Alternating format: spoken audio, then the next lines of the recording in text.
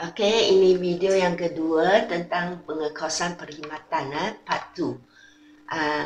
Masa video yang pertama, cikgu sudah explain macam mana nak kira kaedah pengiraan kos perkhidmatan, di mana dia dikira kos berasaskan kepada pengesanan dan pengagihan kos.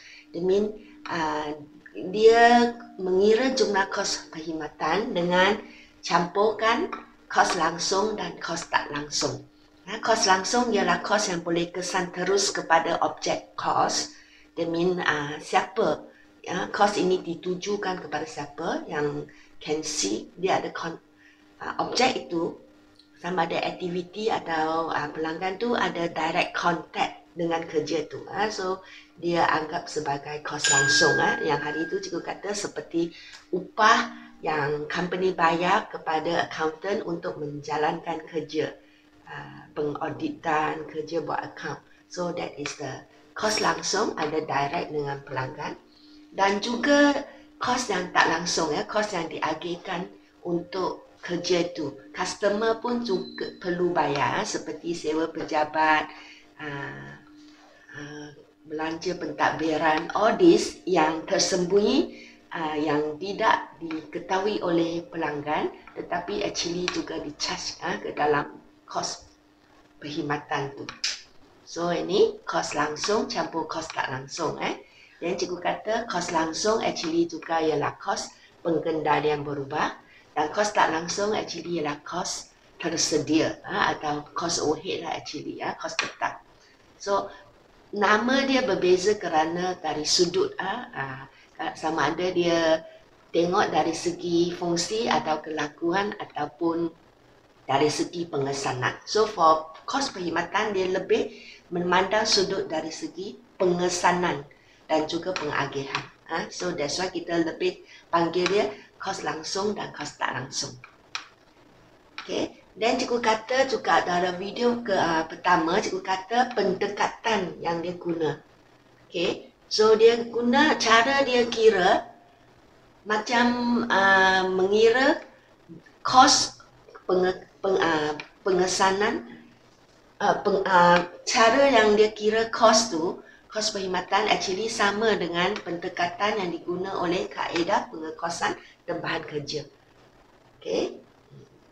Di mana dia ada overhead diserap dan kerja dia siap, bila siap terus dia kira kos, dan kos dia juga berlain, kos kerja dia juga adalah berbeza mengikut kerja. So ada ciri-ciri yang sama. Semua ini cikgu sudah sebut dalam video pertama. So hari ini kita akan cuba buat soalan. So sebelum tu kita kena tahulah apakah langkah-langkah pengiraan kos perkhidmatan. So first cikgu kata dia adalah kos langsung dan tak langsung kan.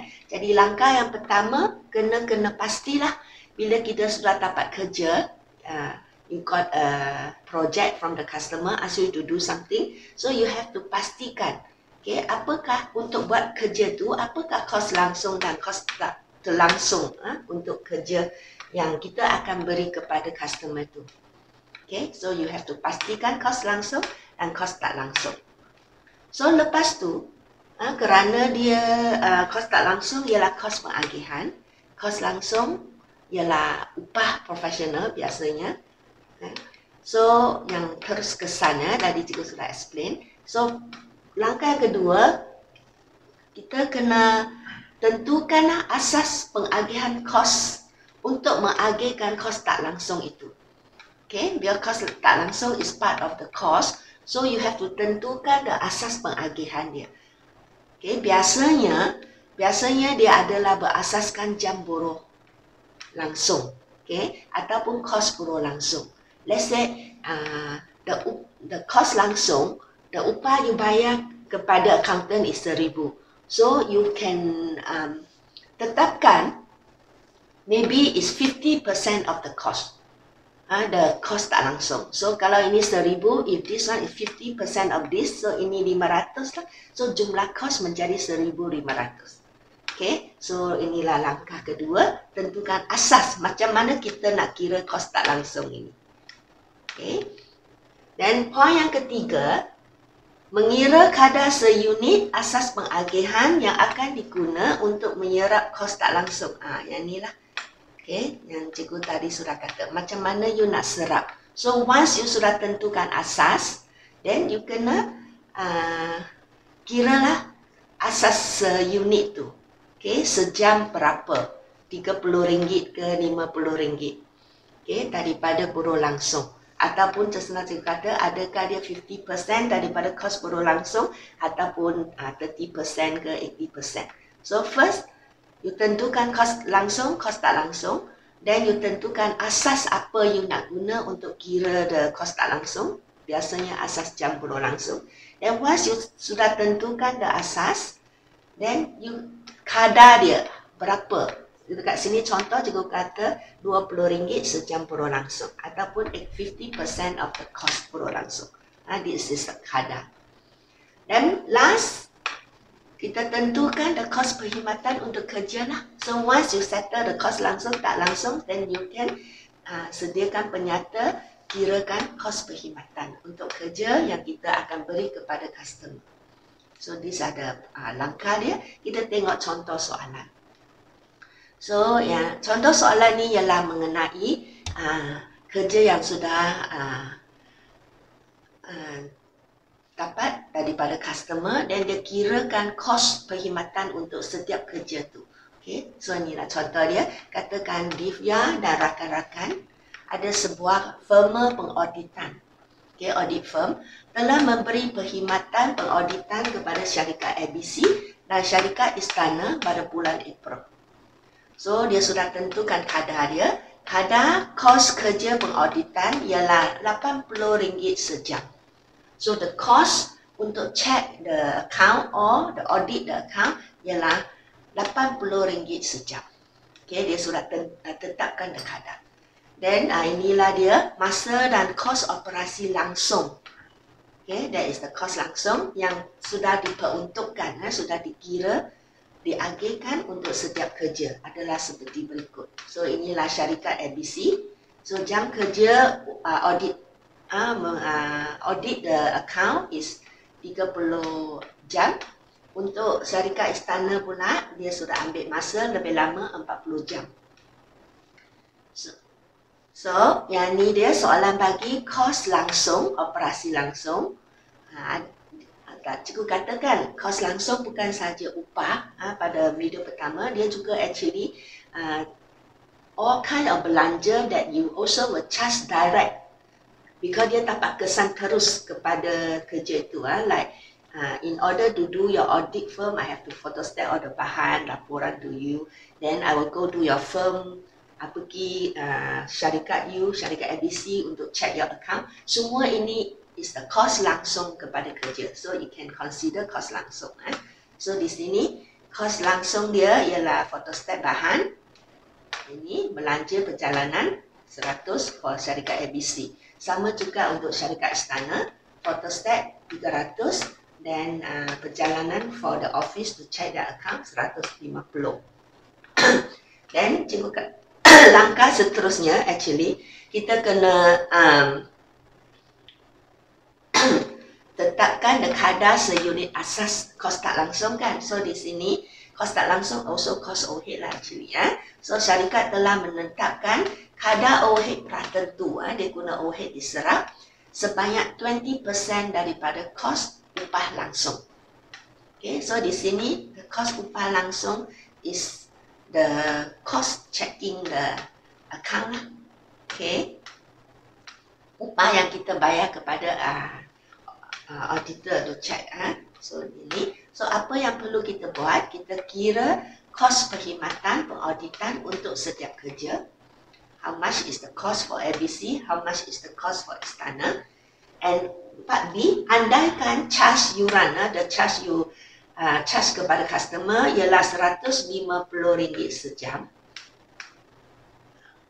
So, kiralah untung atau rugi untuk setiap kerja pengauditan tu. Okay, so inilah jawapan dia.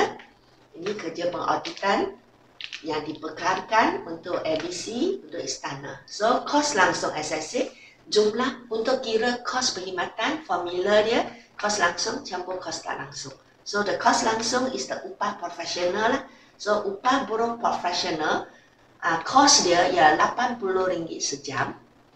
So yang ni ialah 30 jam kan. Okay, istana ialah 40 jam. So kita tengok yang ABC dulu. So 30 jam, 30 time 80 lah. Tunjukkan jalan kerja. Di sini cikgu tak ada tempat.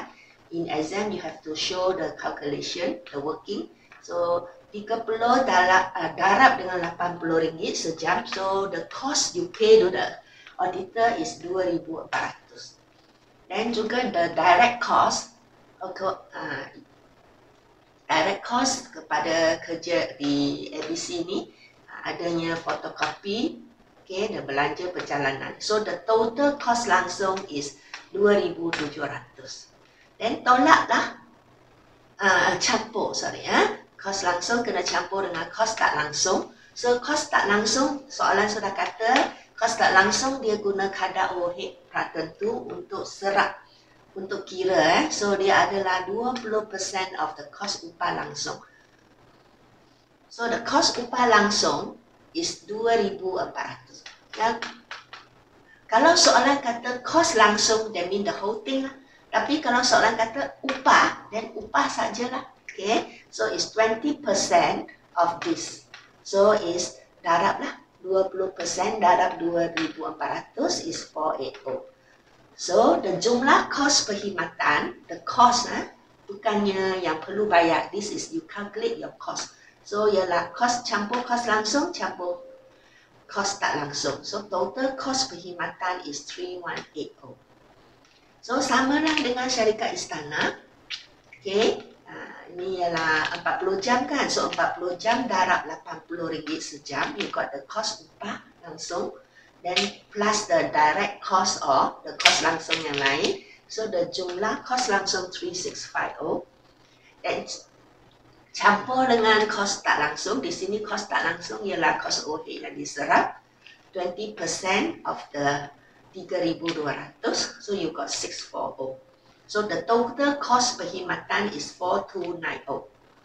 Okay, so soalan juga minta kira untung untuk setiap kerja. So this is the cost.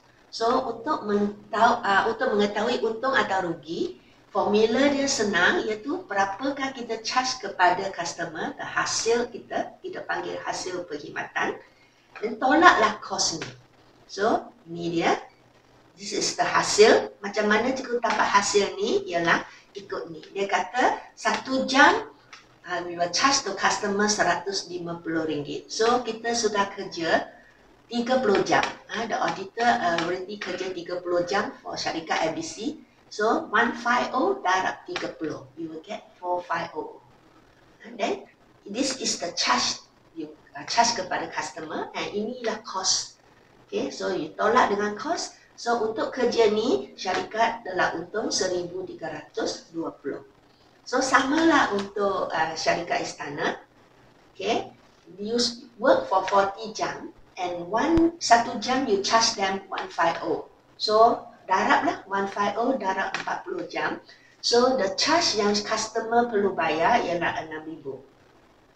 Then tolak the cost 4,290. So inilah untung yang didapati yang akan diperolehi oleh syarikat Divya dan rakan-rakan, the audit firm 1710. Okay, so soalan ini ialah mengira kos untuk setiap aktiviti. Kalau ikut soalan, kalau soalan dia combine, yang ni combine kan dah, yang ini katakan part B dia combine menjadi part A. Kalau macam tu you tak perlu asing, you just can combine. Put the hasil on top, hasil perkhidmatan, dan tolaklah kos langsung, tolaklah kos tak langsung. Ini ialah untung atas perkhidmatan.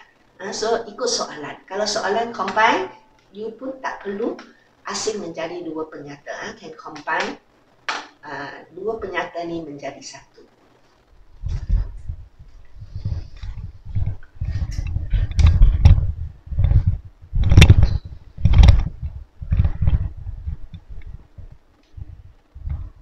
Okay, ini contoh soalan yang satu lagi. tadi contoh satu ialah tentang kita kira the cost for setiap aktiviti, setiap perkhidmatan diberi kepada customer. So it can be one of the laporan kepada pihak atasan. Okay. So macam mana pula kalau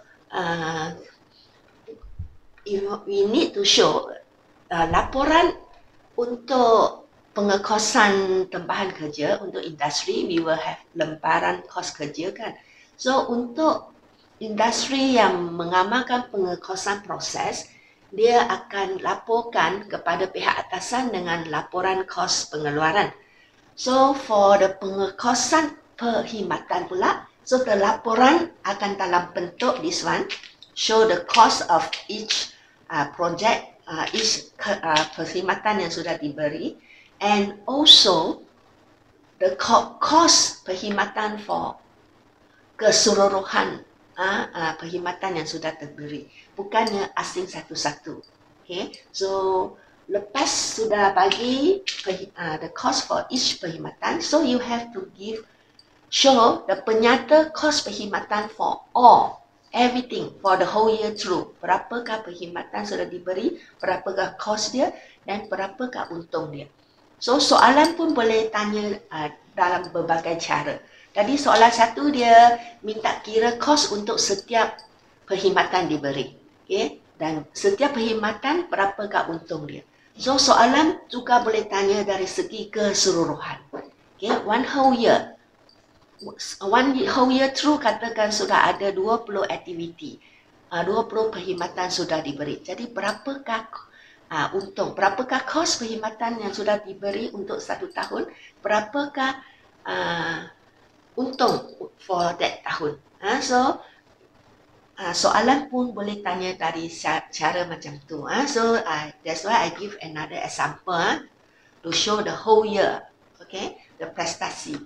So inilah dia syarikat Aina. Sudah ini another syarikat lah, katakan ni syarikat Aina dalam memberi syarikat dia memberi perkhidmatan pengeluaran untuk aktiviti majlis iklan. Let's say help to organize the birthday party, whatever lah. Okay, whatever party you nak, you just contact Aina. Dia akan buatkan untuk you. So katakan Aina dia menyediakan, dia mengukur prestasi company dia setiap 3 bulan. Every 3 months dia akan sediakan mengira berapakah pendapatan dia. Ukur the prestasi. So untuk mengira pendapatan, kalau industri yang keluar barang, mesti dia akan akan sediakan penyata kos barang dikilang. Lepas tu dia kirakan kos barang kilang dia hantar kepada penyata pendapatan untuk kira untung dia. So the same thing for industri perkhidmatan. So after a few months you sudah beroperasi, you nak tahu the prestasi for the company. So you sedialah penyata kos perkhidmatan dan juga penyata pendapatan dosi dah. 3 bulan ni berapakah untung dia. So actually the same concept, cuma nama penyata lain. Okay, so you teruskan, you akan lebih faham lah. So let's say this is syarikat Aina so mengelola the activity majlis. So Tata ni all this information ialah tentang dia sudah beroperasi untuk 3 bulan for this year, katakan from January to March. Okay, so ini semuanya belanja yang sudah dibayar for 3 bulan ni. Dia sudah bayar belanja petrol 1250, belanja promosi 7,000, belanja pentadbiran whatever lah, pentadbiran bayar kepada kelas audit is 10,000. Okay, dan kerana dia gelorakan aktiviti kan, so dia perlulah order bekalan-bekalan seperti ribbon, or the cardboard, all the necessary bekalan yang kecil-kecil lah. So dia ada inventory bekalan. Okay, katakan pada awal bulan Januari is 1,500. Belian bekalan dia beli lagi for for this 3 month 3,500. Okay, so pada akhirnya masih ada inventory bekalan for this March 2,000. Okay, so upah berlangsung dia gelorakan majlis kan, so dia adanya orang yang memang expert lah to organize the activity, so dia bayar ialah 12,000. Dan overhead yang diserap juga kata kos tak langsung biasanya juga mengguna overhead tertentu. So overhead yang diserap ialah 4,500. Dan pada akhir 3 bulan bila dia nak tahu nak sediakan penyata pendapatan audit, dia dapati overhead sudah terlebih serap 1,000. Okay, so kerja dalam proses awal, that mean ini project ada customer minta organize the activity, tetapi bila you nak kira untung rugi kan ada tempo dia. So this is the last year one yang tak habis, you continue this January. Okay, dan project ini ialah 6,000. Okay, cost dia. Dan kerja dalam proses akhir, jadi pada 31 Mac adanya projek yang masih berlangsung yang belum habis. So the cost yang sudah dilibat ialah 8,000. Okay, so this kerja dalam proses mean the activity yang akan continue for April audit lah. But because you nak kira untung kan pada 31 Mac, so you consider project yang masih going on. So tapi cost yang sudah terlibat ialah 8,000. Okay, so maklumat tambahan, so far dari Januari hingga bulan Mac sebanyak 10 aktiviti telah dilaksanakan, dan katakan charge setiap aktiviti ialah 5,000. Okay, katakanlah mungkin aktiviti adalah berlainan, so charge dia berlainan, but di sini nak senang cikgu kata mungkin charge secara purata lah, for one activity is 5,000. Jadi from January until March, jadi berapakah hasil perkhidmatan? Kita tak panggil hasil jualan kerana dia tak jual barang. So kalau dia soalan tentang perkhidmatan, you mesti guna perkataan hasil perkhidmatan. Okay, so hasil dia ialah 10 aktiviti taraf, setiap aktiviti 5,000. Jadi hasil perkhidmatan for until March ialah 50,000 lah. Okay, so dihentaki apa yang minta buat ialah sediakan penyata kos perkhidmatan for these 3 months. You already organized 10 activity, so how much total the cost perkhidmatan dia? Dan because as I said, tujuan dia ialah mengukur prestasi kan sama ada untung ke tidak. After operasi 3 bulan, berapakah untung dia? Kita kena sediakan penyata pendapatan komprehensif bagi tempoh 3 bulan yang berakhir 31 Mac. So inilah jawapan dia. Untuk mengetahui untung mesti tahu kos dulu kan. So sediakan penyata kos perkhidmatan. Bukannya penyata kos barang dikilang. Di sini dia tak keluar barang, dia bagi perkhidmatan. So adalah penyata kos perkhidmatan. Jangan lupa nama syarikat kena ada, dan ini kena tulis dengan penuh. Cikgu tak ada tempat, so cikgu letak yang ni lah. So sepatutnya kena tulis dengan penuh. Penyata kos perkhidmatan bagi 3 bulan yang berakhir pada 31 Mac 2021. Tulis dengan penuh. Dan format dia actually sama dengan penyata kos barang dikilang. Sama. Kalau kos barang dikilang, kerana barang dia ada 3 kos kan. Kos bahan mentah langsung, kos buruh langsung, kos overhead. Dan kerana ini ialah perkhidmatan, jadi dia tak ada kos bahan mentah. Tetapi dia ada kos bekalan. Okay, as I said, dia tak ada bahan mentah, tetapi because dia organized activity kan, so dia adalah bekalan-bekalan. Cardboard, as I said, ribbon, mungkin ada whatever lah, yang all the small thing that you need to do the, let's say you nak decorate the party, all this lah, all the things that you need, big stapler, okay, so all this lah bekalan dia.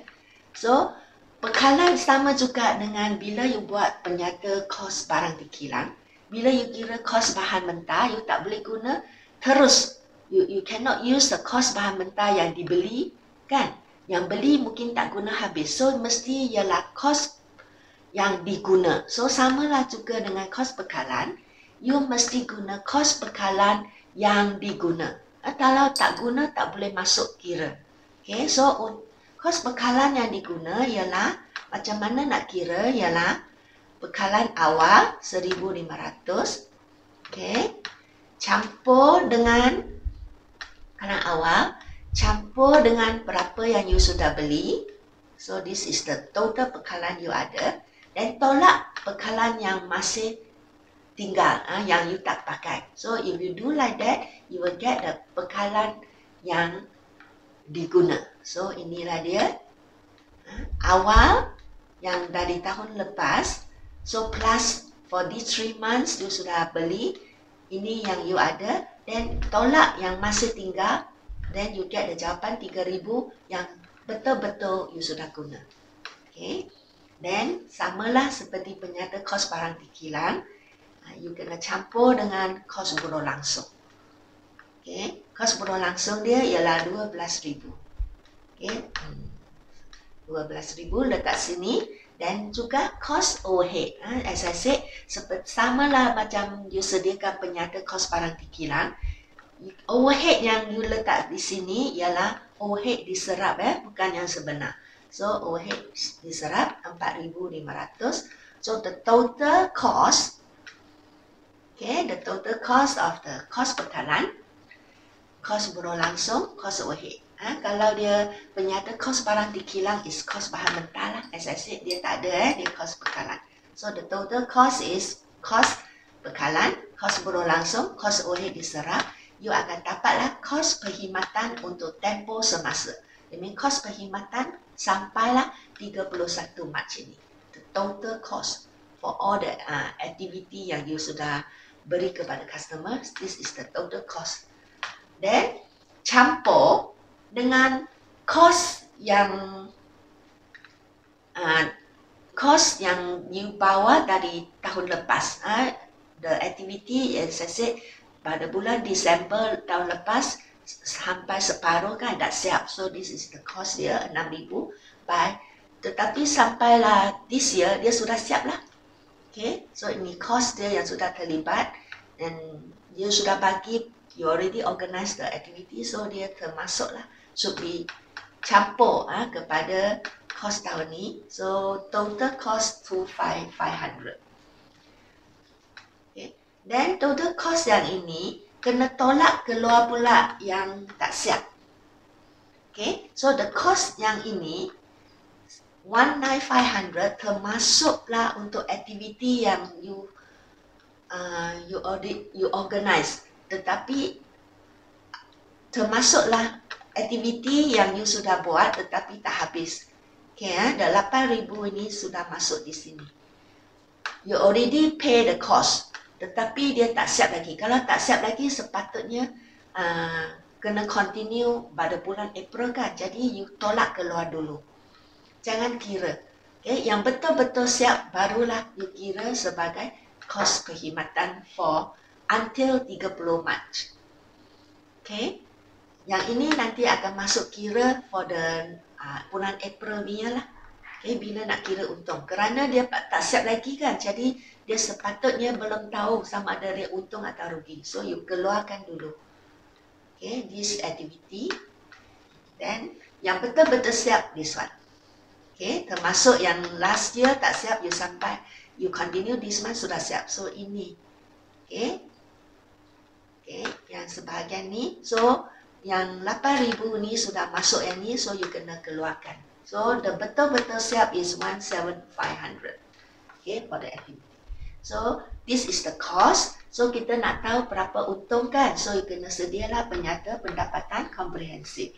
So, sama, mesti ada nama syarikat, nama account ni, nama penyata pendapatan komprehensif, ikut soalan. Kalau dia ada komprehensif, dia letak. Kalau tak ada, tak ada lah. Okay. Penyata pendapatan pada 3 bulan yang berakhir pada 31 Mac 2021. Okay. Kena lengkap ya. So, penyata pendapatan samalah. Okay. Hasil tolak kos. So, you compare berapa hasil, berapa kos, you dapatlah untung.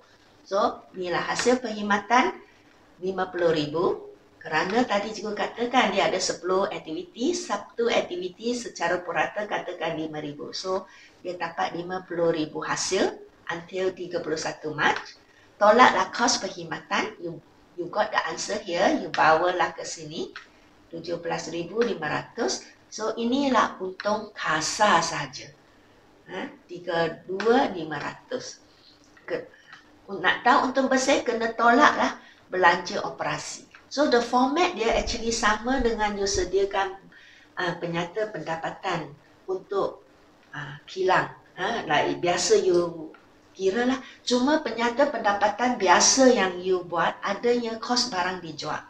Right? Di sini kerana dia tak jual barang, dia jual perkhidmatan. So, dia tak ada perkataan kos barang dijual wujud di penyata pendapatan industri perkhidmatan. So, they only have hasil perkhidmatan terus tolak kos perkhidmatan. Okay, tak ada kos barang dijual. So, you dapatlah untung kasar. So, untuk tak nak kira untung besar, you tolaklah belanja operasi. Ada belanja-belanja. So, di sini dia sudah bagikan. Ada belanja petrol, ada belanja operasi, belanja promosi, ada belanja pentadbiran. So, the total belanja operasi is campur semua 18,250. So, untung kasar tolaklah belanja inilah untung besar 14,250. Tetapi soalan ada bagi tahu yang overhead dia sudah terlebih serap kan. So, jadi kalau overhead terlebih serap, erti dia kos sudah lebih kira. So, you campurlah. Biar kos lebih kira menyebabkan untung anda menjadi rendah. So, you nak dapat untung yang betul, you kena campur. Okay, overhead terlebih serap tu. So, you campur balik the cost. So, inilah untung yang lebih betul, 15,250. Okay, selepas bincang tentang soalan yang dikeluarkan dalam STPM, kita tengok pula another soalan popular ya, yang juga selalu ditanya dalam exam. Perbezaan firma perkilangan dengan firma industri ataupun firma perkhidmatan. So, kita boleh bincang dengan beberapa aspek. Kita tengok aspek yang pertama. Dari segi pengumpulan kos. So, kalau yang kilang adalah berasas kepada 3 kos. Kos bahan mentah langsung, berlangsung, kos overhead kilang. Dan 3 kos ini kemudian di-charge kepada kos produk. Kalau dia dalam industri perkhidmatan, dia adalah berasas kepada 2 kos. Kos tersedia, actually ialah kos tetap, kos overhead, dan kos pengendalian, actually ialah kos berubah. Okay, kos pengendalian berubah, dan kedua-dua kos ini akan di-charge kepada kos perkhidmatan. Okay, kos tersedia juga adalah kos tak langsung, dan kos pengendalian berubah juga adalah kos langsung. Okay, just the name different, but actually istilah lain kan, tapi maksud dia sama. Okay, so kita tengok dari segi inventory pula. Kalau dia kilang, penyata kewangan dia akan menunjukkan 3 jenis inventory. Inventory bahan mentah langsung, inventory kerja dalam proses, inventory barang siap. Tetapi untuk firma yang perkhidmatan, okay, biasa kalau ada pun hanya ada inventory bekalan sahaja. Kita tengok dari segi component cost, especially component cost buruh langsung. Kalau yang kilang, kos buruh langsung adalah kos yang dibayar kepada operator kilang, pekerja kilang. Jadi dia merupakan component cost yang lebih kecil, lebih rendah dan kecil. Dan untuk yang perkhidmatan, kos buruh langsung pula adalah terbaliknya, dia adalah kos kepakaran perkhidmatan yang tinggi dan yang dibayar kepada pekerja profesional.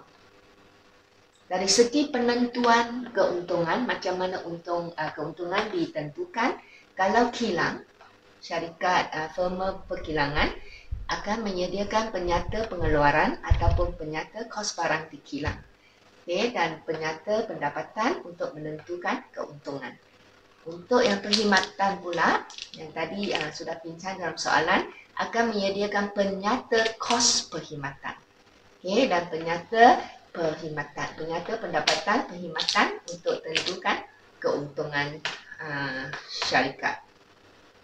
Dari segi kaedah pengiraan kos, kalau dia industri yang menerima pesanan daripada pelanggan akan menggunakan kaedah pengekosan tambahan kerja, dan juga untuk industri yang mengeluar dengan besar-besaran dan barangan yang sama jenis akan menggunakan kaedah pengekosan proses, okay, untuk kira kos. Tetapi untuk firma perkhidmatan pula akan menggunakan kaedah pengekosan tambahan kerja. Okay, kerana dia ada ciri-ciri yang sama. Perkhidmatan yang diberi adalah berbeza, okay, kepada pelanggan yang berlainan. Okay, kita tengok pula kos barang yang dijual. Untuk kilang, dia ada barang kan, dia jual barang. Jadi penyata pendapatannya akan menunjukkan kos barang yang dijual pada akhir sesuatu tempoh. Tapi untuk firma perkhidmatan, dia tak jual barang, dia hanya jual perkhidmatan. Jadi penyata pendapatan perkhidmatannya menunjukkan kos perkhidmatan yang dibekalkan kepada pelanggan. Kita boleh bincang juga dari segi output dia. Output dia untuk yang kilang mesti output dalam bentuk barang, produk yang dapat lihat secara fizikal. Tapi untuk firma, kerana dia tak jual barang, dia jual perkhidmatan, jadi output dia untuk kebanyakan firma adalah tidak ketara, tak nampak fizikal dia. Jadi yang ni dah soalan teori yang selalu ditanya. Kalau kita you kena ubah suai lah, okay, mengikut soalan. Kalau soalan dia kata bezakan dari segi penyata pendapatan, you boleh juga ambil point dari sini. Kalau dia tak kata, just kata perbezaan industri kilang dengan perkhidmatan, any point. Tetapi kalau dia hanya stress dia nak perbezaan dari segi penyata pendapatan, then you kena carilah ada kaitan dengan penyata pendapatan. So far sini pun boleh, ini rasa boleh penyata pendapatan. Okay, this one, okay, penentuan yang ni kos barang dijual. Okay, jadi inilah soalan teori kena hafal, selalu keluar dalam exam juga.